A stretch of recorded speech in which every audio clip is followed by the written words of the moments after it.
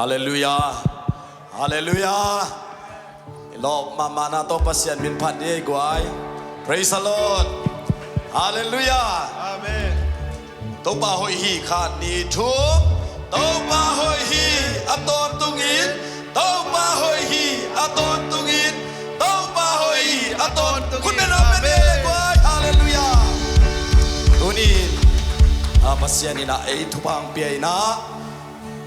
Pasyan elam panina ongkal velloina akape ina to ongin ito pahi. Hallelujah. Amen. Hallelujah. Tua in naman to ongin ito pat lungdam ko nan khutep bek sia hey. Hallelujah. Hallelujah.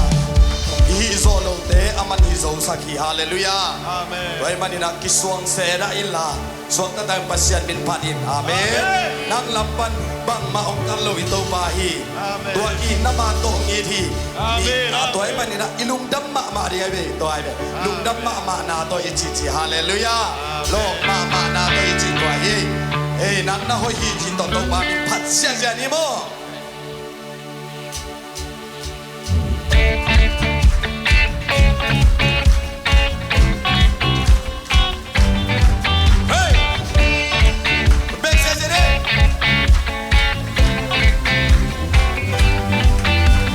Nang na hoy ito pa na happy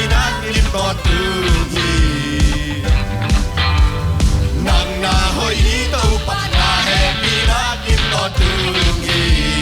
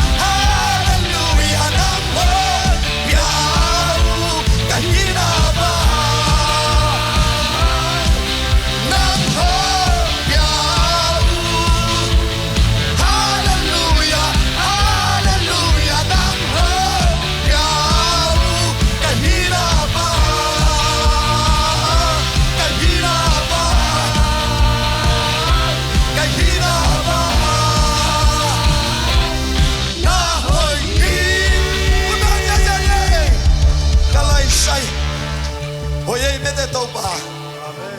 Praise the Lord. Ahoy pasya to Lord mama na to patlay. Hey, hey.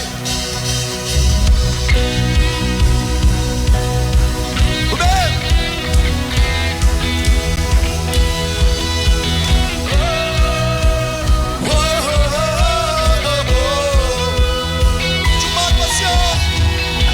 Pasya, ikel ngayda, nainalihan, yan so himla. Sampai nakilhap to, nagpagpasya ng blood. Hallelujah.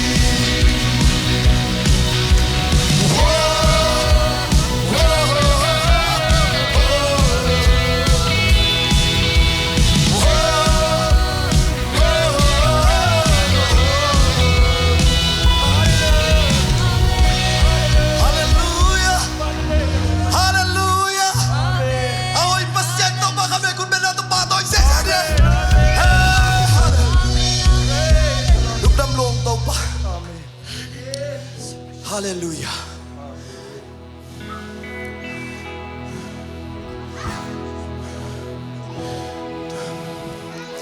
Tô ban lặng lẽ cái ông kem mình đã. Oh hallelujah. Aki uhay pente zong tô ban ông đi. Asia lắm tô. Ông mà cái đến tô pa misua đi đắp phát con. Hallelujah.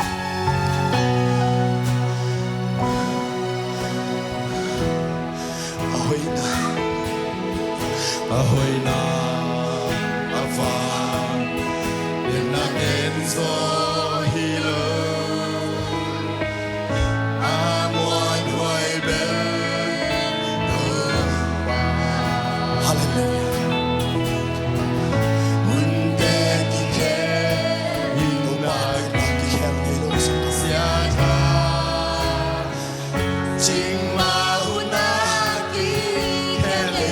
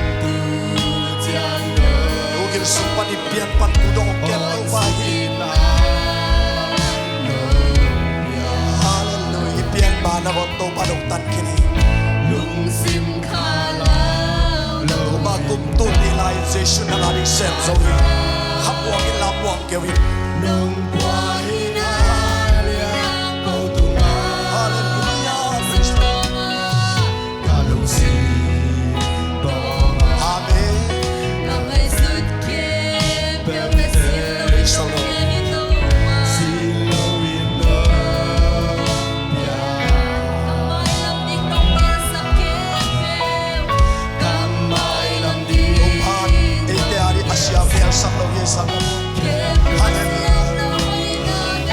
asya om lo na pi na ja la kay manong ma kaya una ka hat sa nagwa bilang hallelujah amen asya ko ike malam nula mati ade tayo atakina to kay nong bita ating tayo na happy na niya kung pati asia lam puto Nasya lang puto kay manong makaya kunal Haksan na buwan bidal kato hallelujah Nadyan ko ikay malam nung lang mati abay kayo At hakin na to kayong dita At tayo na happy na niya kung pati atakin na At hakin na to kayong dita